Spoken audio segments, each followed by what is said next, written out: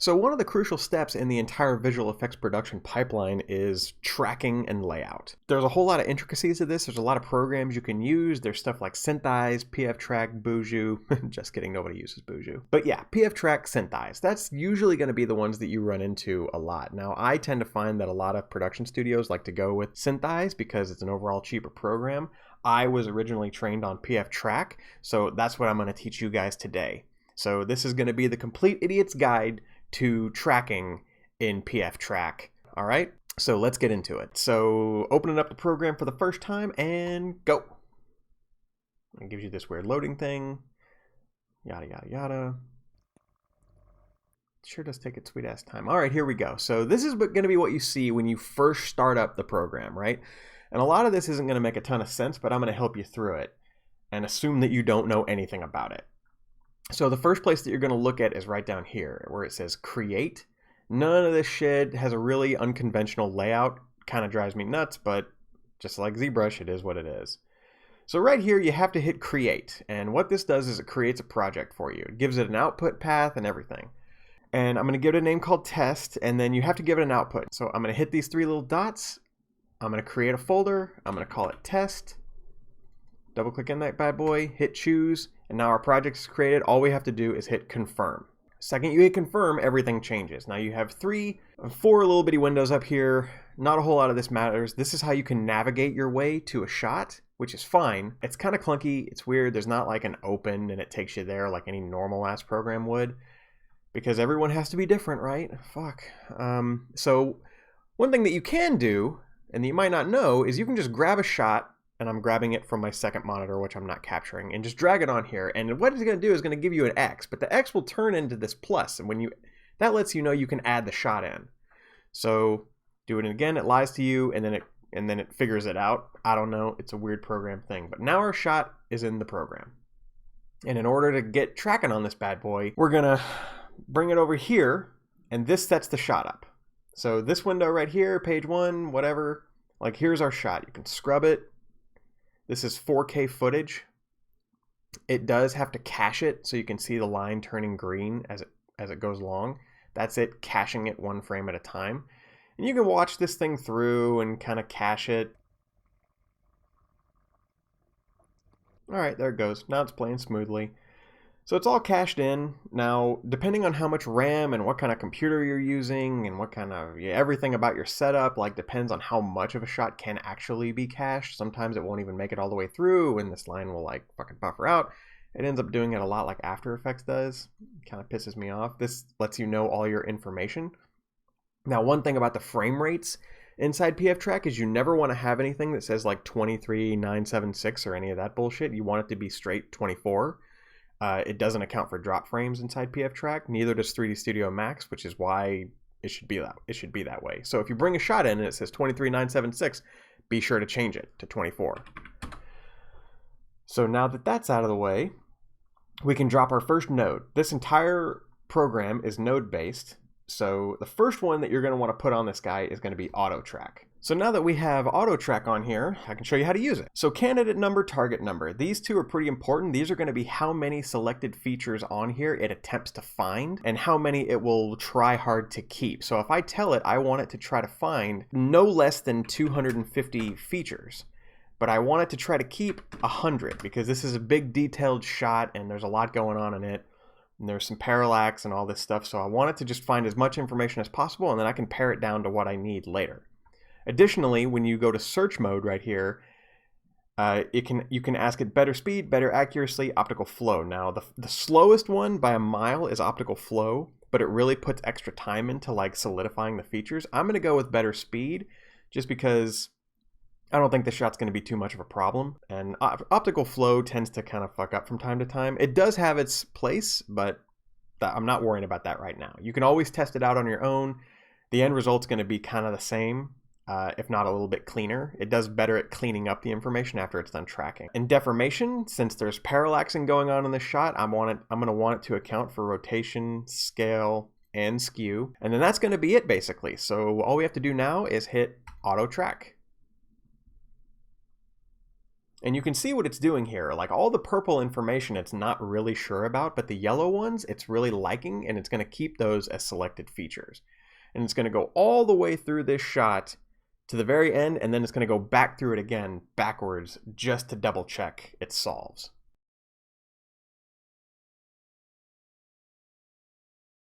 Ooh, finally done. Jesus Christ, that takes a long time. Now to show you what we got here. Now the first thing you're going to notice is, and especially in areas like this tree right here, there's all kinds of information like popping around and popping in and doing all kinds of crazy bullshit. And I know that this shot is like 7 seconds long. So essentially any features that I'm going to want to keep are going to be on screen at most of the time. And you're going to notice that there's a lot of information up in this tree, but these yellow lines are like really blending into these greens. And in order to get that to pop out so you can see what your features are doing, you can hit this little sun guy right here, darken the image so overlaid items are more visible. Click that guy, and now you can really see what you're dealing with here. And there's a lot of good information, and there's a ton of bad information. So the first thing we got to do is get rid of all the trash. And the way I do that is I go into this box, I hit length, and it puts the shortest ones at the top. Now, the shortest one is 5 frames because my minimum length right here is 5 frames. If I change that to 1 frame, then there'd just be shit everywhere. If I change it to 10, then it would be a little bit more selective. So what I'm going to do is I'm just going to get rid of all the trash below 10. I mean, I could have set that, but I wanted to show you this feature just in case. And it's going to grab all this crap popping everywhere, and I can just delete it. So already things are looking a lot cleaner. There's a lot less junk going on. There's a lot less trash. Now, as a rule of thumb, trees are not very reliable sources of tracking information. They pop around. They don't have defined edges. It's not like tracking this corner of the building right here. This tree is kind of like going all over the place. There's lots of information in there, but it's not going to do me a whole lot of good. And more often than not, it's going to fuck up my track. So what I'm going to do is I'm going to use this marquee tool, and I'm going to go in here and just grab a lot of this trash and delete it. Now you have to hit delete twice, weirdly, but it's not that bad. So grab it, delete it, grab it, delete it, move down a little bit. A lot of this stuff is going to pop on and off a ton, but so it's a little bit of a process to just go through here and clean this shit up. You don't have to get every single one of them unless one of them is just egregious.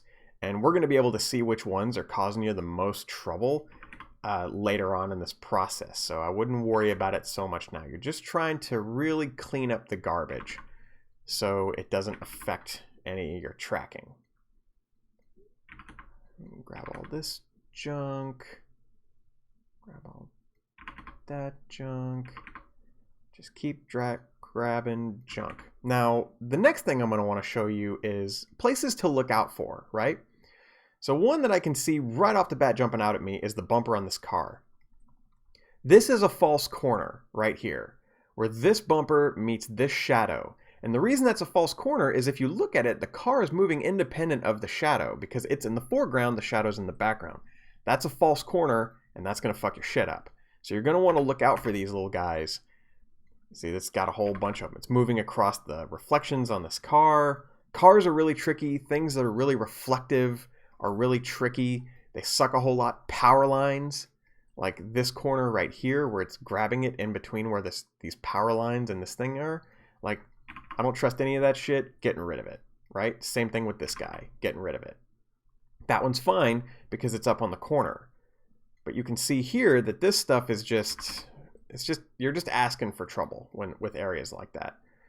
So do your best, clean it up, keep rolling along. Get all this trash out of here. Keep cleaning it up. All right, so we'll see. I mean, there's still some areas like that guy. Fine, whatever. But no, it's not looking too bad, right? We got only good information. Nothing's really popping around like crazy bad. You do have to look out for ones like this guy. So if you see this guy, it goes like, oh, I'm perfect, then shoots off. If you just want to remove that one frame, you can select this guy, and then you can remove minus or remove plus. So you can see right here that the one frame is going this way, and if I remove minus, gets rid of that guy. Now you can get really anal about this and go into like all these dudes and like fix all of them in case they're doing that, like this guy right here. So you see this guy? He's doing the same thing. He screws up, he fucks up for a frame, and then he's good. So I want to just get rid of that one frame, minus. Now there's going to be a lot of that shit. You're going to see it kind of everywhere. And you can go as crazy as you want to go, but I think it's looking pretty good for now. I'm feeling confident enough to want to try to get a solve out of this guy and kind of see what I'm working with before I go through and make any more, you know, widespread changes or deletions. But before I do any of that, we're going to add another node to this stack. The other most important node is UserTrack. Now UserTrack is great, and it's what takes precedence over AutoTrack. It's going to the program basically in the stack of things is going to use the user tracks more as the foundation of what your shot is going to be. So this allows you to place your own selected points that you want to be more important than everything else. So if you know that there's going to be a giant blown out hole, CG crazy shit happening right here, then you're going to want to track the fuck out of this with user tracks. AutoTrack can do whatever the hell it does, but centralize your user tracks around the area where you know the effect is going to go, right? But I'm not putting an effect on this shot. I'm just showing you how to track it. So I'm just going to track the most prominent features. I laid one of these guys down, but sorry. So I'm going to show you how to create one of these dudes. So you can hit create, and wherever you click, once create is grayed out, is going to create a thing. Now this is 4K footage, and again, this is where your computer kind of comes into play. The footage is really high quality. The bigger this box is going to be, the longer it's going to take to track that feature. This box can be kind of like whatever the fuck. A lot of the stuff that you see in the auto tracker are present in the user tracker. It just kind of looks different. So you get best accuracy, deformations. I want to turn all these guys on. All that's good. It has a failure threshold. Don't worry about any of that. Generally, the default stuff is pretty solid. Just when you change all this stuff around, be sure that you hit set default, and that way every future tracker that you create will have all this information already in it. So now you just place your feature.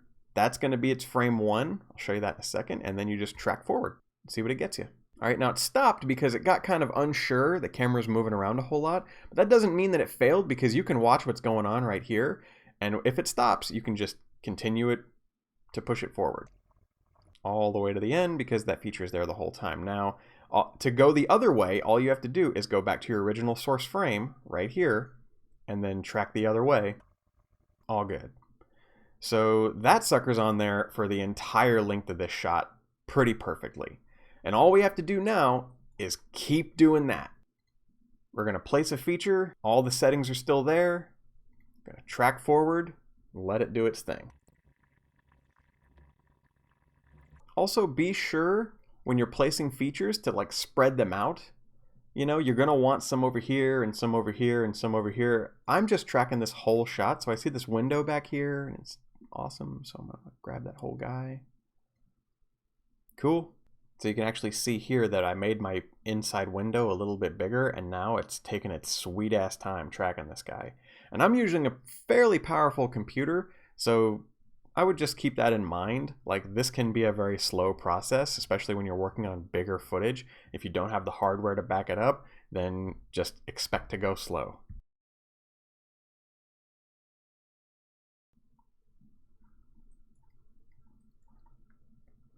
All right, so here's the first lesson that I'm going to give you with one like this. Now, this feature gets all the way to the edge right here, and then it's going to wipe off. But you can see that the tracker remains. You don't want that. That's going to fuck your shit up, because it's still going to be processing this tracker past the point of it not tracking anything. So in order to remove those frames, those excess frames that you don't want it to be active, you just have to go to the last frame. Blue shows you where it's tracking. And then all this other stuff that doesn't have blue shows you where it's not. And in order to get rid of that, you just have to hit this R right here, or this H. R will remove the excess frames. H will hide it, R remove, H hides it. Now, when you play the tracker back and you see it's on there, it will disappear when you get to that frame. That means it is no longer active, it is no longer tracking. That's super, super important, because if one of these guys is left on, out of all the ones you're going to put on this shot, then it's going to fuck your track up. Just be prepared for it. Here's another perfect example of this. I'm going to do this point right here. Totally fine. Can shrink it down. It's on there pretty well. Shrink that down. Not too bad. Track forward, and then it's going to hit that wall and stop. Boop. I'm going to back up a frame. Just one. And then I'm going to remove and hide, because I don't want the rest of it. I just want that front bit right there. Boop. Gone. Right? So remember that. You're going to want to do that on every one of these guys. Tracking this guy, if it's not on there for 100% of the shot, which a lot of the times, depending on the complexity of the shot, it won't be, like you're going to want to turn these things off because it will completely screw your track up. All right, so here's another little lesson too. So you see this guy right here, this little black guy. Now this program will probably track this just fine. If I were to take this tracker and put it right on here like that, it would probably track it.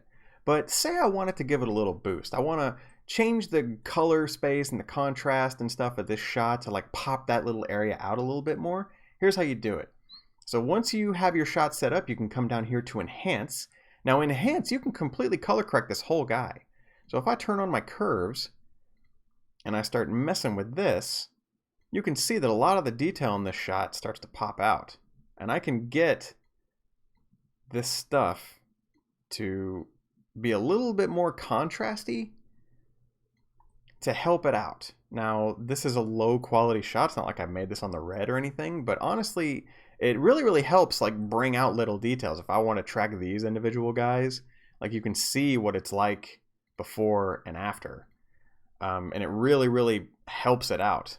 So now if you come back into parameters, this is my shot where I'm doing all my tracking, and I can just continue on. It doesn't really slow the shot down or anything unless you're using any of the denoise functions or any stuff like that. You can pop out details. Just so you can see now that there's all kinds of good stuff. There's stuff here and here and here and here. Like I could put 100 of these trackers on this shot if I wanted to. It wouldn't be a very big deal. It would just take a whole lot of time because the shot's like 180 frames, and you know, then you got to track each one of them, and you're seeing how long it's taking to just do one. Sometimes when you're in a crunch, sometimes when you have to get a shot out really quickly, you have to be very efficient about where you put these things. I'm just kind of showing you a handful of features that can help you along with this whole process.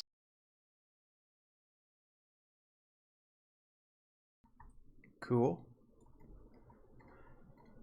All right, and then you just keep adding features, man. Like, this is the job.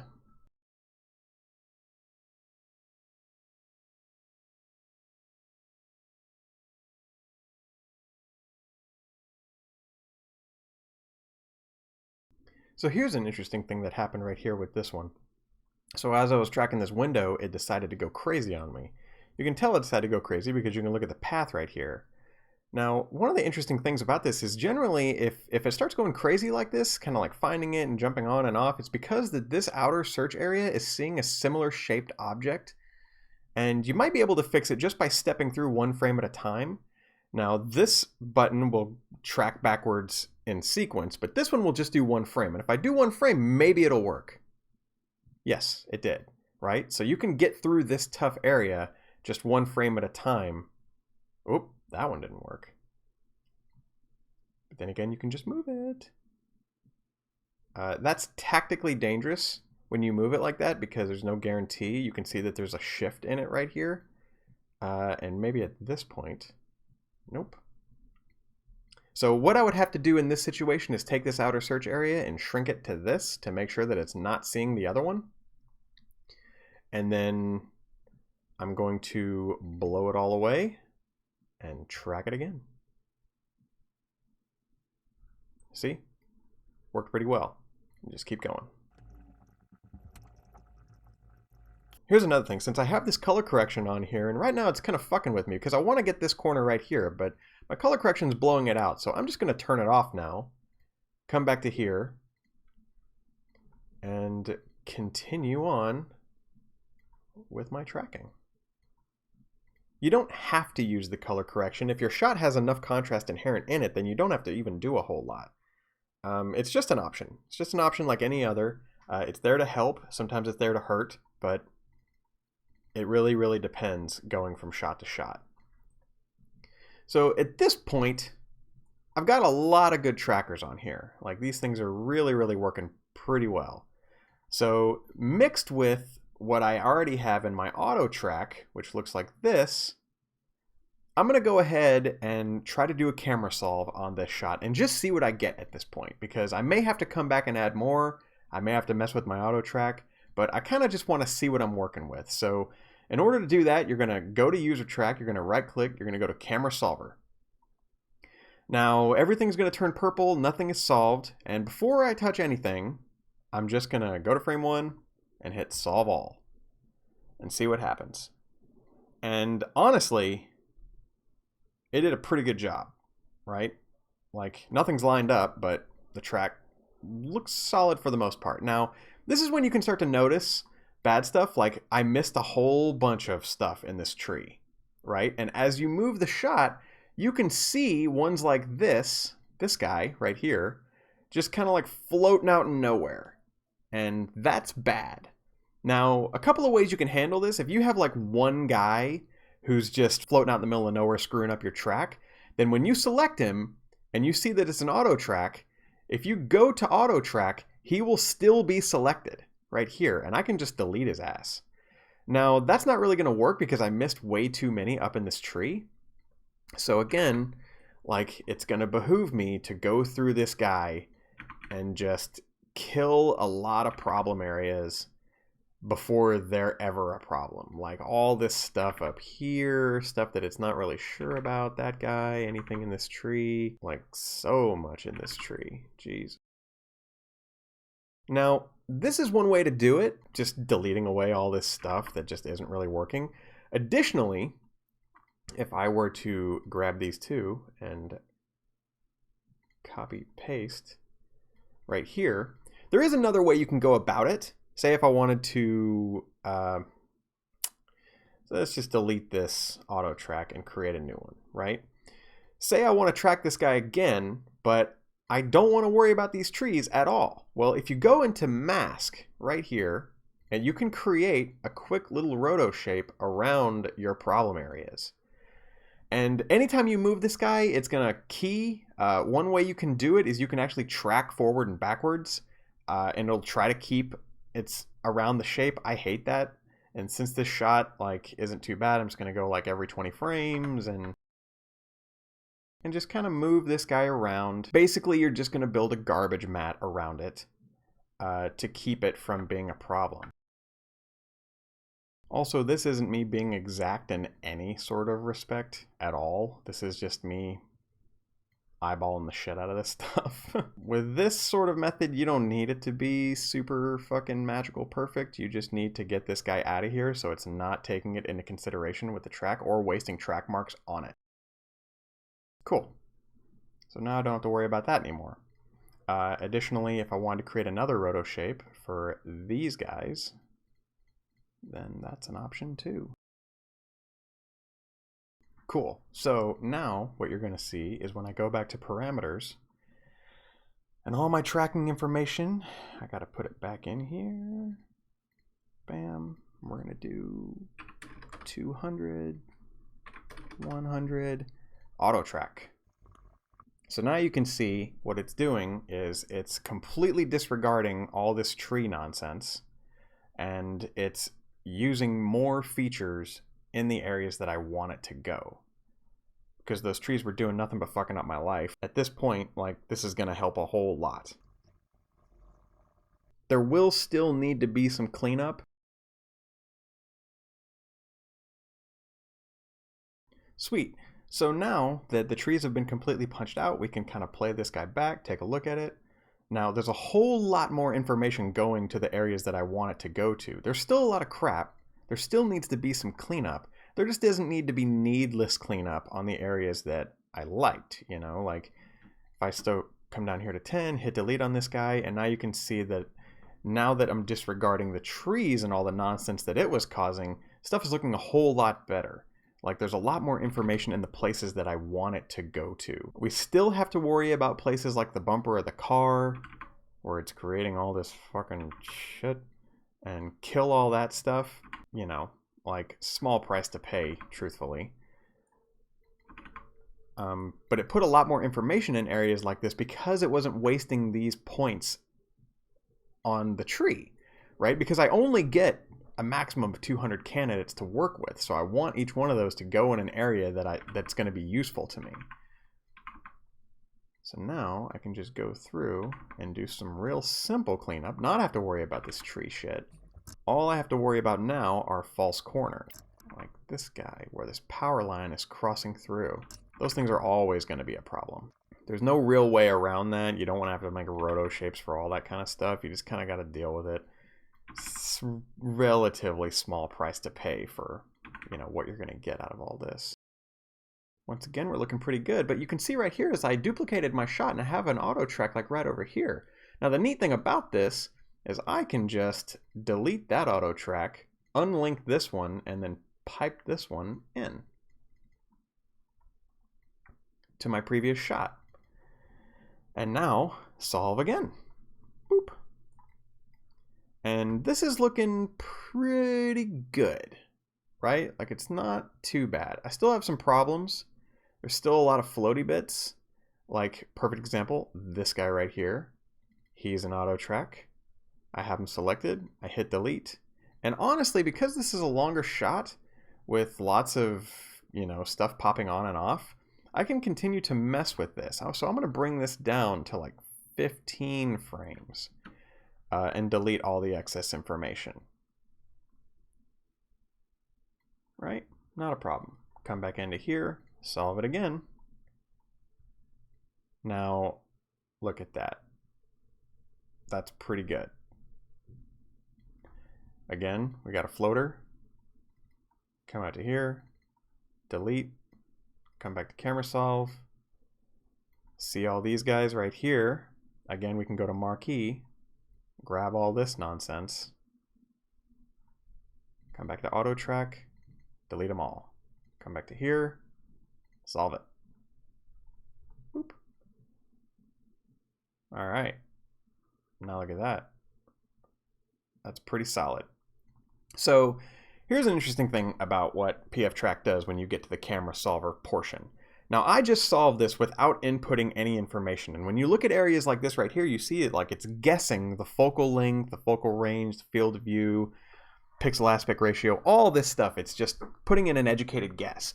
Now if you know all of this information, then you can put that information in on your own and it will work. It'll help PFTrack figure this thing out a lot better.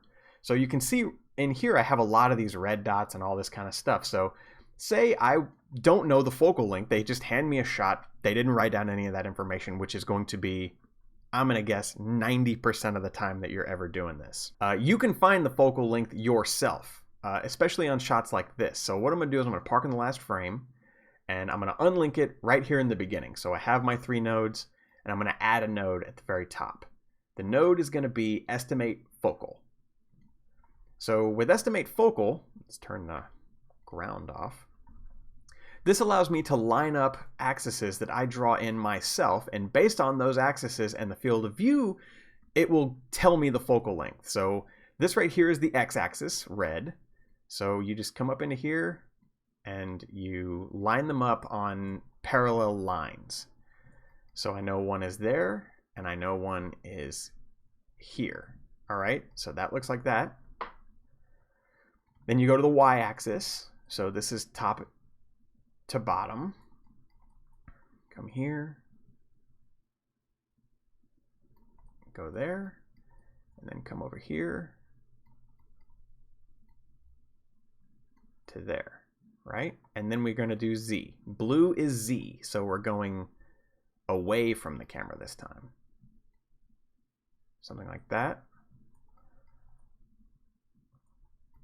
Then we can come down to these windowsills. Actually, the bottom of this, and do that. So now that's what it gives me, right? But it's telling me that the focal length is like 28.5, which means it's 30, but I'm going to leave that in here. So you can pipe this back into your thing, come down here into here in Camera Solver, and you can see right now it says known and it's 28.5, exactly what we found out in this. So if I were to solve this again, now you see that a lot of those reds went away and they were replaced with greens, because now it's really sure of itself. It's like, I'm pretty sure where all this stuff is. All this is looking pretty good. It'll pop in and out of red, but if you want to clean it up even further, you can go to errors right here. Now, a good rule of thumb is if you hit fit view, these are basically the quality levels of all the trackers you put on this shot. Now, they're jumping up and down. Nothing is above 5, which is 5 is bad. What you want is for almost everything to be underneath at least 2. The lower it gets, the better your track is.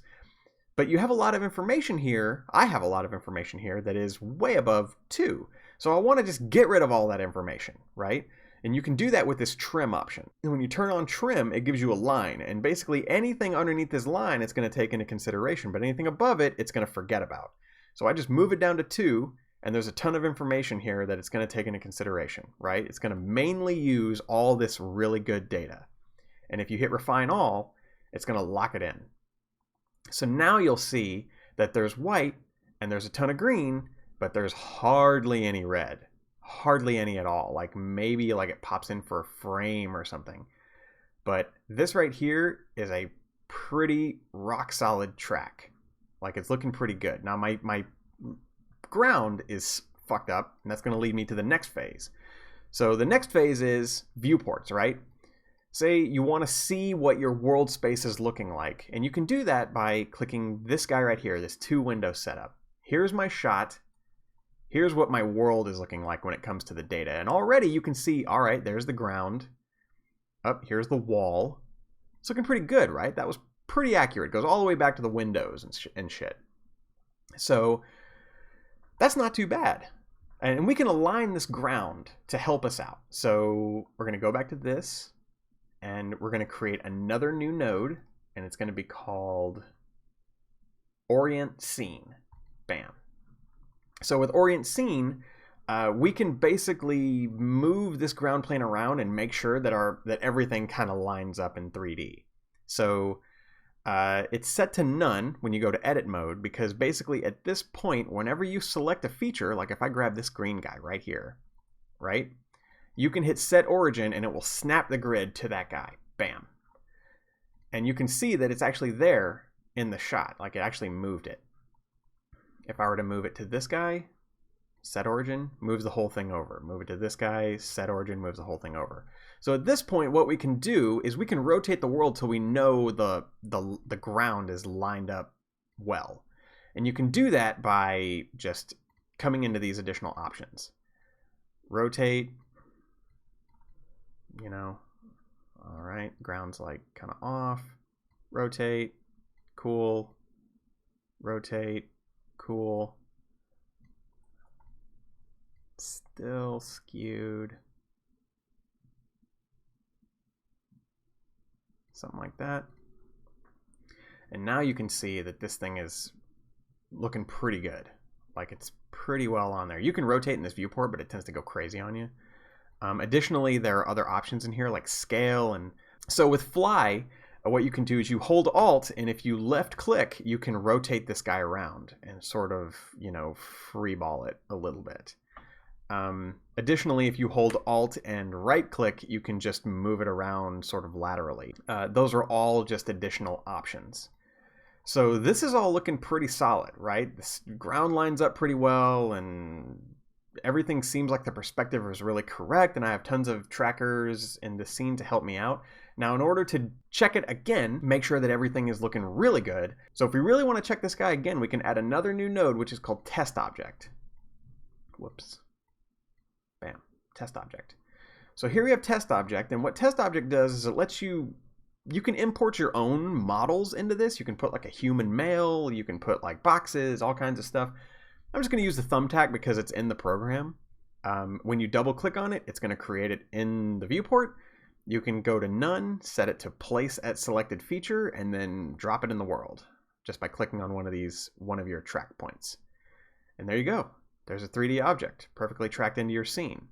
You can duplicate as many of these guys as you want and place them at different features just to make sure that your world looks right. You can see it's way back there, which is pretty accurate. And then duplicate again, do this. So now you can see that I've got some 3D objects in my scene. Looking pretty sexy, right? Now that's going to let me know that if I want to put a car here or a robot or any of this bullshit, that my perspective is going to be correct, that the tracking is going to be there, that he's locked to the environment, and it's all looking pretty good. But say we want to go a step further, right? Aside from test objects, which are great, which I'm going to move this off to the side, I'm going to use one called image modeling. Now this is a cool one and one of my favorites. So what image modeling does is it lets you use the track points that you've created in your scene and sort of create geometry out of it. So if I hit this guy right here, bam, it'll use my track points like this. And what I can do at this point is I can draw on this guy.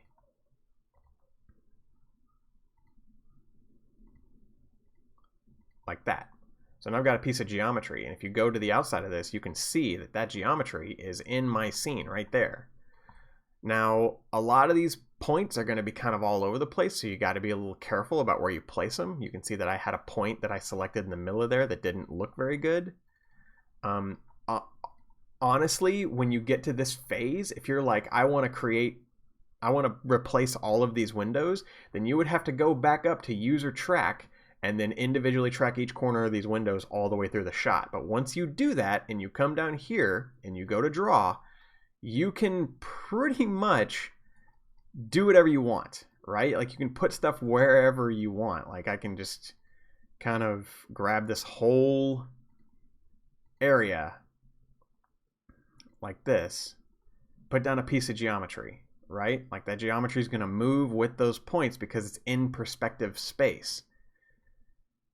Like that. So that entire wall is going to be good. And the next thing you can do is go to an area where it's lined up pretty well. Say I have my geometry and it's looking really good. I can add another new node called texture extraction. Select my guy. Go to camera for UV projection, hit generate, and I can paint the textures from the video down onto pieces of geometry like that. See that? And now when you come out here, there it is. Pretty neat, huh? And that saves you a ton of time because it lines up pixel perfect since your track is really, really good. And you can actually bring this texture out. Here's your UVs. Like it looks like crap because I'm just slapping this together for you, but you can make this thing work. You can increase the size of this texture map to like 2000, come to a good area where it's nice and lined up, paint it through, and you've got a 2K texture map of your environment now that is perfectly tracked in to this scene.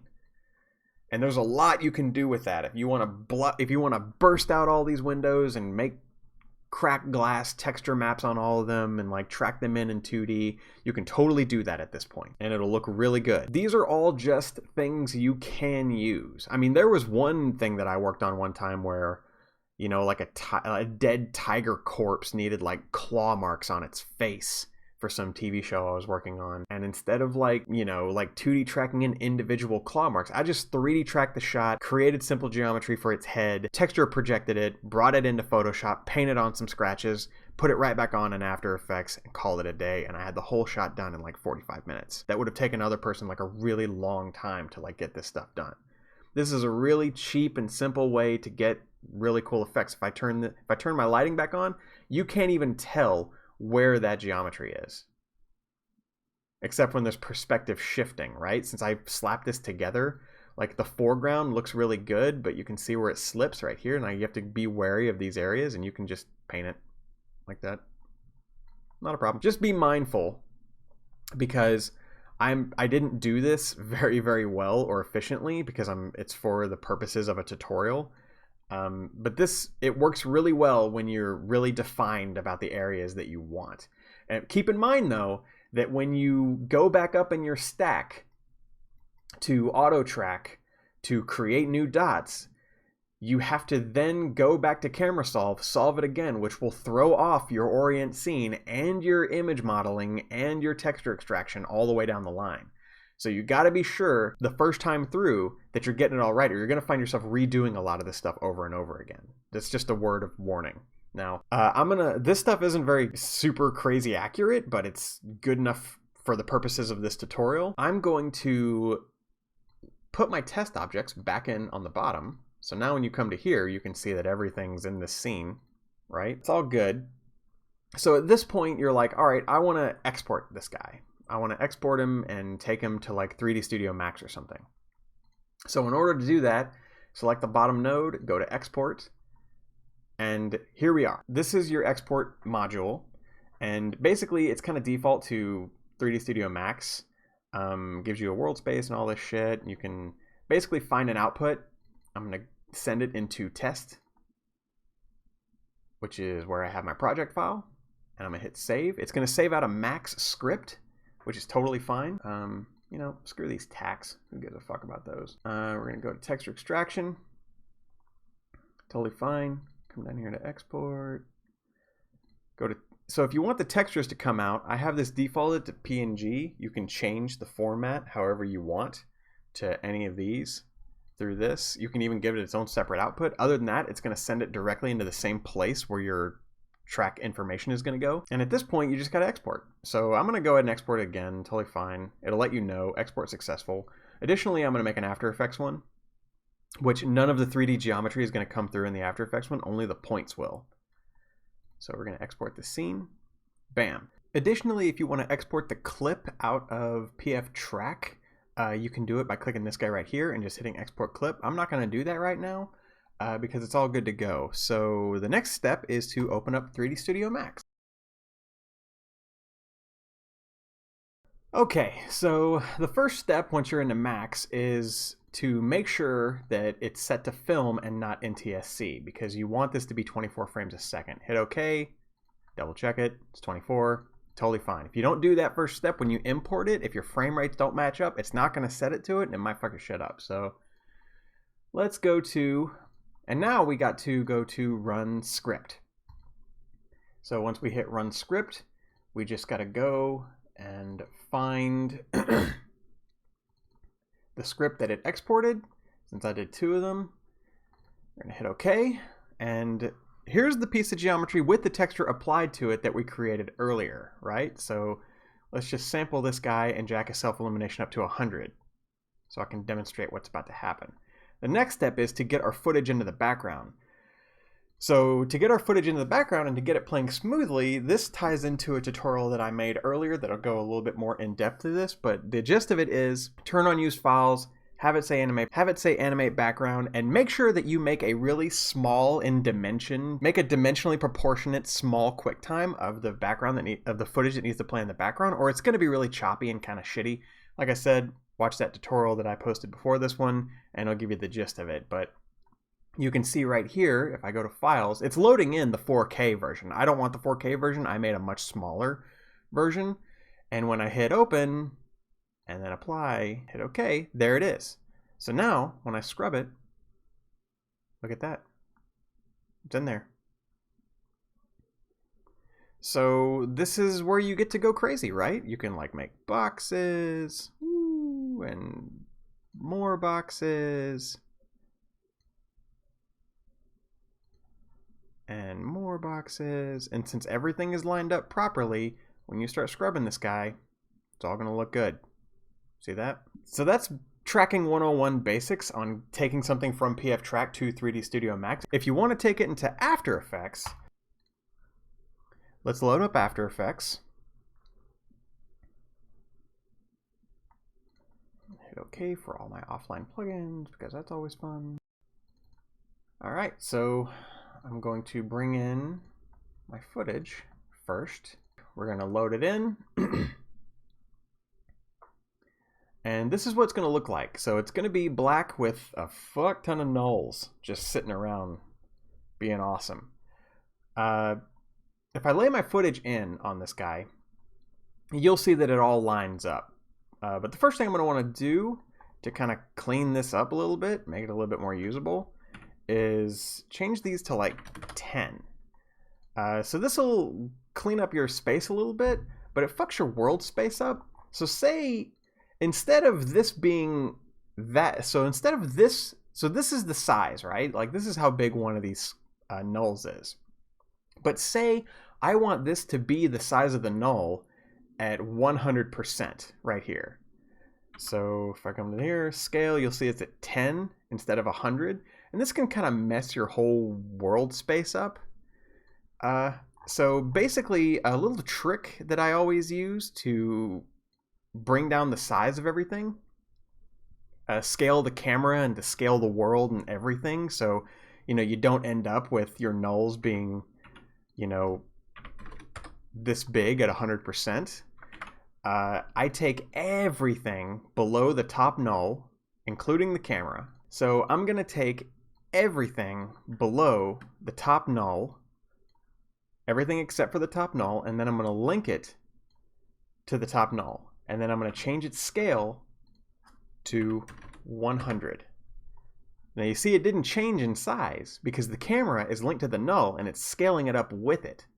So now when I grab everything and unlink it all, so now nothing is linked, you can see that the entire world space has been rescaled to that new size.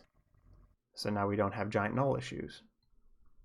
And everything tracks perfectly. And of course you can just go through here and like wholesale, you know, delete nulls that you're not going to need, you know, like you're not going to need a lot of these, but you never know.